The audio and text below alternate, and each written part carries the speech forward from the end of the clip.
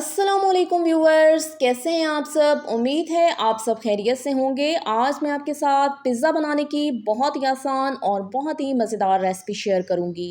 और मेरा दावा है कि ये रेसिपी बच्चों बड़ों की ऑल टाइम फेवरेट होने वाली है, क्योंकि पिज़्ज़ा खाने के शौकीन बच्चों बड़ों को अब बाहर के महंगे पिज़्ज़े खाने की ज़रूरत बिल्कुल भी नहीं है।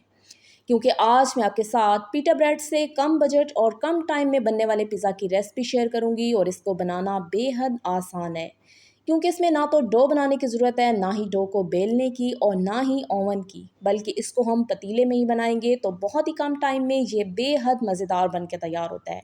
तो आपने इस रेसिपी को घर पे ज़रूर ट्राई करना है और फीडबैक में मुझे लाजमी बताना है कि आपको मेरी ये पिज़्ज़ा की रेसिपी कैसी लगी। और ये रेसिपी स्पेशली उन मदर्स के लिए भी है जिनके बच्चे स्कूल गोइंग हैं, तो लंच बॉक्स के लिए ये एक बेहतरीन आइडिया है। और यहाँ पे आपसे मेरी गुजारिश है कि अगर आपको मेरी ये पिज़्ज़ा की रेसिपी अच्छी लगे तो वीडियो को लाइक और चैनल को सब्सक्राइब करना मत भूलिएगा। आपकी सपोर्ट मेरे लिए बेहद कीमती है।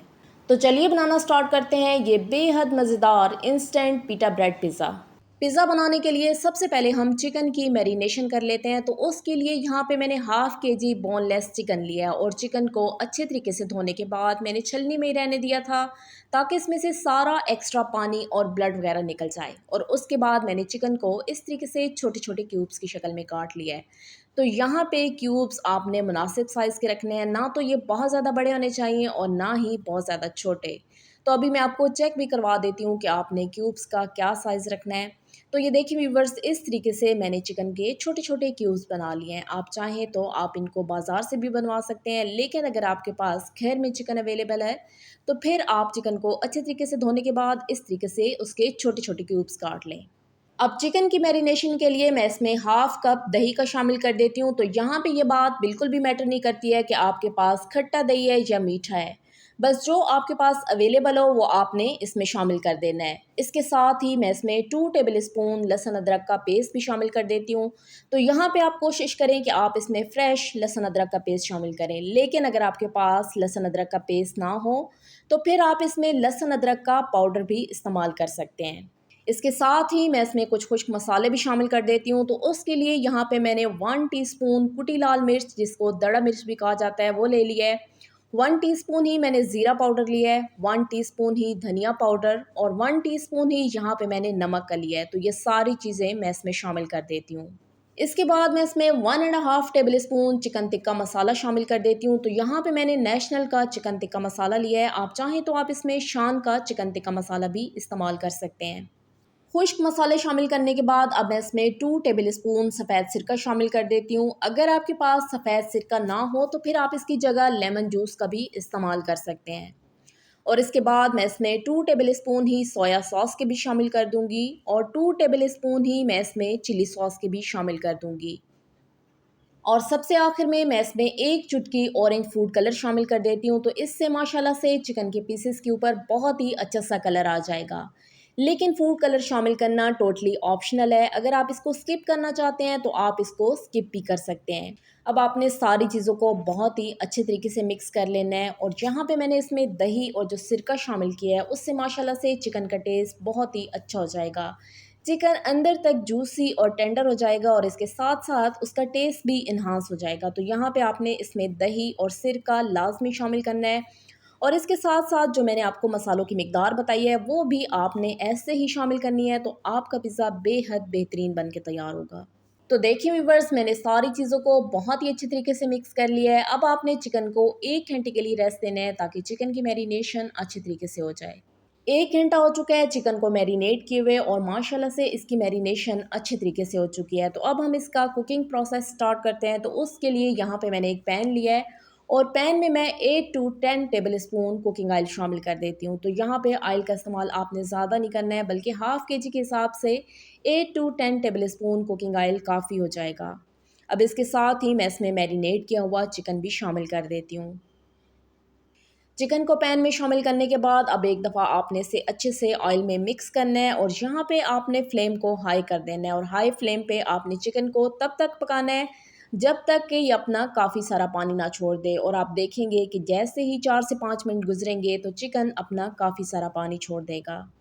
और यहाँ पे चम्मच भी आपने इसमें वक्फे वक्फे से चलाते रहना है ताकि चिकन नीचे से लगे ना। और आप देखेंगे कि जैसे ही चिकन का कुकिंग प्रोसेस स्टार्ट होगा तो ये काफ़ी सारा पानी छोड़ देगा। तो आपने इस पानी को खुश्क बिल्कुल भी नहीं करना है, क्योंकि इसी पानी के अंदर ही चिकन ने अच्छी तरीके से गलना है। तो क्योंकि इसमें हमने दही भी शामिल किया हुआ है, तो दही भी अपना पानी छोड़ेगा और चिकन भी अपना पानी छोड़ेगा, और इसी पानी के अंदर माशाल्लाह से हमारा चिकन अच्छी तरीके से गल जाएगा।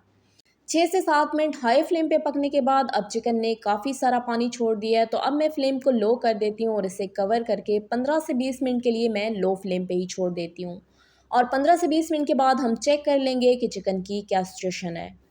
20 मिनट हो चुके हैं चिकन को पकते हुए, तो अब हम लिड को हटा के चेक कर लेते हैं कि चिकन की क्या सिचुएशन है। तो देखिए व्यूवर्स, इसमें जो पानी था वो भी काफ़ी हद तक खुश्क हो चुका है, और चिकन को भी हम चेक कर लेते हैं कि चिकन किस हद तक गल चुका है। तो यहाँ पे मैंने चिकन को भी चेक कर लिया है, माशाल्लाह से चिकन भी अच्छी तरीके से गल चुका है।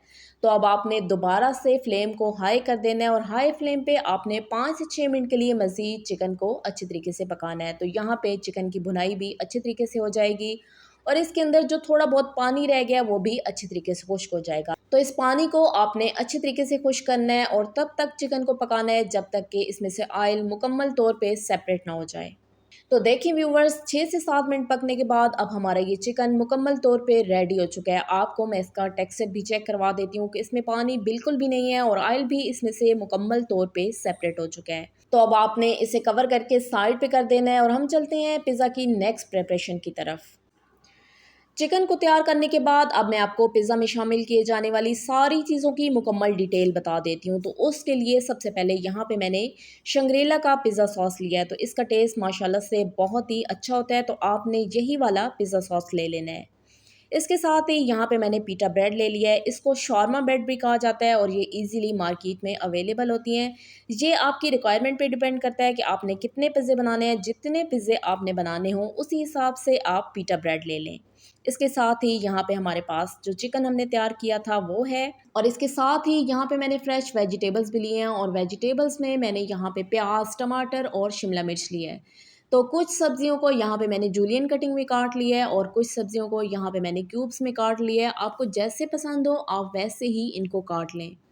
इसके बाद यहाँ पे मैंने चिली फ्लेक्स और ऑरिगेनो भी ले लिया, और इसके साथ ही यहाँ पे मैंने मोज़रेला चीज़ भी ले लिया है। तो मैंने यहाँ पे मोज़रेला चीज़ का इस्तेमाल किया है। आप चाहें तो आप इसकी जगह पिज़्ज़ा चीज़ का भी इस्तेमाल कर सकते हैं। अब हम चलते हैं नेक्स्ट स्टेप की तरफ, और पिज़्ज़ा की टॉपिंग तैयार कर लेते हैं। तो उसके लिए यहाँ पे सबसे पहले मैंने पीटा ब्रेड ले लिया है, और पीटा ब्रेड पे आपने फोर्क की मदद से इस तरीके से छोटे छोटे सुराख कर देने हैं। और इसके बाद सबसे पहले आपने इसके ऊपर पिज़्ज़ा सॉस अप्लाई करना है। तो यहाँ पे मैंने शंग्रीला का पिज़्ज़ा सॉस अप्लाई किया है। आप इसकी जगह कोई और भी ले सकते हैं, लेकिन मुझे इसका फ्लेवर बहुत ज़्यादा पसंद है, तो मैं इसीलिए शंग्रीला का पिज़्ज़ा सॉस ही इस्तेमाल करती हूँ। तो 1 टेबल स्पून भर के एक पीटा ब्रेड पे काफ़ी हो जाएगा। तो इसको आपने अच्छे तरीके से फैला के पूरी पीटा ब्रेड के ऊपर लगा देना है। इसके बाद मैं इसके ऊपर ग्रेट की हुई मोज़रेला चीज़ भी शामिल कर देती हूँ। तो यहाँ पे मैंने एडम्स की मोज़रेला चीज़ ली थी, आप कोई और भी ले सकते हैं। लेकिन अगर आप चाहते हैं कि आप मेरी तरह से बहुत ही परफेक्ट और बहुत ही मज़ेदार पिज़्ज़ा बनाएं, तो फिर आपने इसमें वही चीज़ें शामिल करनी है जो कि मैं आपको बता रही हूँ। अब यहाँ पे चीज़ की मिकदार आप अपनी चॉइस के हिसाब से कम या ज़्यादा कर सकते हैं। अब चीज़ शामिल करने के बाद मैं इसके ऊपर चिकन भी शामिल कर देती हूँ, और चिकन को भी आपने अच्छे से फैला के पूरे पीटा ब्रेड के ऊपर लगा देना है। और यहाँ पे आपने चिकन को इस तरीके से लगाना है कि आप कोशिश करें कि हर बाइट में चिकन का एक पीस आए, तो माशाल्लाह से आपको पिज़्ज़ा खाने का बहुत ही मज़ा आएगा। चिकन शामिल करने के बाद अब मैं इसमें एक एक करके सारी सब्जियां भी शामिल कर देती हूँ। तो सबसे पहले जो हम पिज़्ज़ा तैयार करेंगे उसमें हम जूलियन कट में कट की हुई सब्जियां शामिल करेंगे, और इसके बाद जो मैं दूसरा पिज़्ज़ा बनाऊंगी उसमें हम क्यूब्स में कटी हुई सब्जियां शामिल करेंगे। तो इस तरीके से आपको जितनी भी सब्जियां पसंद हों वो आपने इसमें अच्छे तरीके से सेट करके लगा देनी है। तो सबसे पहले मैं इसके ऊपर टमाटर लगाऊंगी, और टमाटर लगाने के बाद इस तरीके से आपने इसके ऊपर शिमला मिर्च भी लगा देनी है, और उसके बाद आपको जितने भी प्याज पसंद हों इस तरीके से आपने इसके ऊपर प्याज भी लगा देने हैं। सब्जियों को ऐड करने के बाद अब इस तरीके से मैं इसके ऊपर ब्लैक ऑलिव्स भी लगा देती हूँ। तो बहुत से बच्चों को ऑलिव्स पसंद नहीं होते हैं, या फिर बड़ों को भी पसंद नहीं होते हैं, तो आप इनको स्किप भी कर सकते हैं। तो ऑलिव शामिल करने के बाद दोबारा से आपने इसके ऊपर अच्छी खासी भर के चीज़ शामिल कर देनी है। तो यहाँ पे आप इसके ऊपर जितनी ही चीज़ डालेंगे उतना ही ये खाने में मज़ेदार होगा। लेकिन ये आपकी चॉइस पे अगेन डिपेंड करता है कि अगर आपको चीज़ कम पसंद है तो फिर आप इसमें थोड़ी कम शामिल कर दें। लेकिन मुझे तो ज़्यादा पसंद है, इसीलिए मैं इसके ऊपर काफ़ी सारी भर के ये चीज़ शामिल कर देती हूँ। और सबसे आखिर में आपने इसके ऊपर चिली फ्लेक्स और ऑरिगेनो भी ऐड कर देना है। तो चिली फ्लेक्स और ऑरिगेनो ऐड करने से माशाल्लाह से पिज़्ज़ा के अंदर टेस्ट तो अच्छा आता ही है, लेकिन इससे अरोमा भी माशाल्लाह से बहुत ही अच्छा आता है। तो अब एक पिज़्ज़ा हमारा तैयार हो चुका है, इसी तरीके से हम दूसरा पिज़्ज़ा भी तैयार कर लेते हैं। तो उसको भी मैं आपको स्टेप वाइज़ बता देती हूँ कि आपने किस तरीके से तैयार करना है। तो एक जो पिज़्ज़ा हमने तैयार किया था, उसमें हमने जूलियन कट में कट की हुई सब्जियां इस्तेमाल की थी, तो इसमें हम क्यूब्स में कटी हुई सब्जियां शामिल करेंगे। तो इसी तरीके से सबसे पहले आपने पीटा ब्रेड लेनी है। पीटा ब्रेड पे आपने फ़ोर्क की मदद से अच्छे तरीके से सुराख कर लेने हैं। उसके बाद आपने इसके ऊपर पिज़्ज़ा सॉस लगा देनी है और पिज़्ज़ा सॉस को चम्मच की मदद से अच्छे तरीके से फैलाने के बाद आपने इसके ऊपर मोज़रेला चीज़ ऐड कर देनी है। चीज़ शामिल करने के बाद दोबारा से आपने इसके ऊपर चिकन शामिल कर देना है और यहाँ पे आपने इसमें इतना चिकन शामिल करना है कि हर बाइट में चिकन का एक-एक पीस आए, तो उससे माशाल्लाह से आपको पिज़्ज़ा खाने का बहुत ही मज़ा आएगा। चिकन शामिल करने के बाद अब मैं इसमें एक-एक करके सारी सब्जियाँ शामिल कर देती हूँ। तो अब हम क्यूब्स में कटी हुई सारी सब्जियाँ इसमें शामिल करेंगे। सब्जियों की डिफरेंट कटिंग से पिज़्ज़ा की लुक भी टोटली डिफरेंट हो जाती है। तो आप इस तरीके से बच्चों को ये पिज़्ज़ा बना के ज़रूर दें, इंशाल्लाह ये आपके बच्चों को बहुत ज़्यादा पसंद आएगा। तो देखिए व्यूवर्स, यहाँ पे मैंने एक-एक करके इसमें सारी सब्जियाँ ऐड कर दी हैं। अब मैं इसके ऊपर ऑलिव्स लगाऊंगी और ऑलिव्स लगाने के बाद दोबारा से आपने इसके ऊपर काफ़ी सारी भर के चीज़ शामिल कर देनी है। चीज़ शामिल करने के बाद आपने इसके ऊपर ऑरिगेनो और चिली फ्लेक्स भी ऐड कर देने हैं और उसके बाद मैं आपको इनकी फाइनल लुक चेक करवाती हूँ। तो देखिए व्यूवर्स, यहाँ पे दोनों पिज़्ज़ा की टॉपिंग मैंने अच्छे तरीके से कर लिया है। अब ये बेकिंग के लिए बिल्कुल रेडी हो चुके हैं। तो अब हम चलते हैं बेकिंग की तरफ और अपने फाइनल स्टेप की तरफ।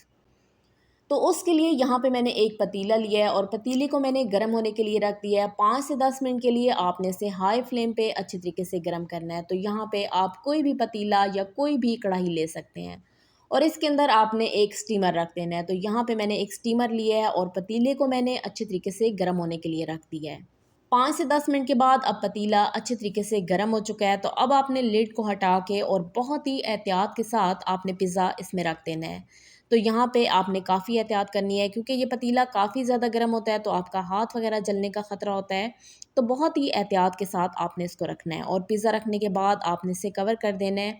यहाँ पे 2 मिनट के लिए आपने बस फ्लेम को हाई रखना है और 2 मिनट के बाद आपने फ्लेम को बिल्कुल लो कर देना है और 10 से 15 मिनट के लिए आपने इसे बिल्कुल लो फ्लेम पे पकाना है। तो माशाल्लाह से आपका पिज़्ज़ा बहुत ही अच्छे तरीके से बेक होगा। और पिज़्ज़ा के अच्छे तरीके से बेक होने का हमें कैसे पता चलेगा, वो भी मैं आपको बताती हूँ। जब आपको चीज़ में अच्छे से बबल्स बनना नज़र आएँगे और चीज़ अच्छे तरीके से मेल्ट हो जाएगी, तो तब भी हमें पता चल जाएगा कि हमारा पिज़्ज़ा अच्छे तरीके से बेक हो चुका है। 15 मिनट लो फ्लेम पे पकने के बाद ये हमारा बहुत ही मज़ेदार पिज़्ज़ा बन के तैयार हो चुका है और इसमें जो हमने ऑरिगेनो और चिली फ्लेक्स शामिल किए थे, उससे माशाल्लाह से बहुत ही अच्छी खुशबू आ रही है। तो अभी मैं इसको निकाल के साइड पे कर देती हूँ और इसी तरीके से हम दूसरे के पिज़्ज़ा को भी बेक कर लेते हैं। तो देखिए व्यूअर्स, यहाँ पे फाइनली मैंने दोनों पिज़्ज़ा को अच्छे तरीके से बेक कर लिया है। माशाल्लाह से बहुत ही अच्छी इनकी खुशबू आ रही है और ये टेस्ट में भी बेहद लज़ीज़ होंगे। तो अभी मैं आपको इसकी कटिंग भी करके दिखा देती हूँ और आपको चेक करवाती हूँ कि माशाल्लाह से कितना बेहतरीन हमारा ये पिज़्ज़ा बन के तैयार हुआ है। तो आपने इस पिज़्ज़ा की रेसिपी को घर पे ज़रूर ट्राई करना है क्योंकि तकरीबन हर बच्चे को पिज़्ज़ा बहुत ज़्यादा पसंद होता है और हर वक्त बच्चों की यही फरमाइश होती है कि बाहर चलें और पिज़्ज़ा खाएं। तो इस तरीके से आप उनको घर पे ये पिज़्ज़ा बना के दें क्योंकि कम बजट में कम मेहनत में ये बहुत ही मज़ेदार बन के तैयार होता है। और सबसे मज़े की बात ये है कि आप जब चाहें आप इसको बना सकते हैं। बस आपके पास पीटा ब्रेड हो और इस तरीके से आपने चिकन तैयार किया हो, तो फटाफट से ये मिनटों में तैयार हो जाता है। और यहाँ पे आप देखें कि इसमें जो मैंने डिफरेंट वेजिटेबल्स ऐड की थी, उसकी वजह से पिज़्ज़ा की टोटली लुक भी डिफरेंट हो चुकी है। तो आप इस तरीके से बच्चों को पिज़्ज़ा बना के दें, वो बहुत ज़्यादा खुश हो जाएंगे और आपको दिल से दुआएं देंगे। तो देखिए व्यूवर्स, माशाल्लाह से बहुत ही मज़ेदार हमारा ये पिज़्ज़ा बन के तैयार हुआ है। आपने इस रेसिपी को घर पे ज़रूर ट्राई करना है और फीडबैक में मुझे लाजमी बताना है कि आपको मेरी ये पिज़्ज़ा की रेसिपी कैसी लगी। अगर आपको मेरी ये पिज़्ज़ा की रेसिपी अच्छी लगे तो वीडियो को लाइक और शेयर ज़रूर करें। मेरे चैनल पे नए हैं तो चैनल को सब्सक्राइब करना मत भूलिएगा। आपकी सपोर्ट मेरे लिए बेहद कीमती है। दुआओं में याद रखिएगा। मिलते हैं एक नई रेसिपी के साथ, तब तक के लिए शुक्रिया। अल्लाह हाफिज़।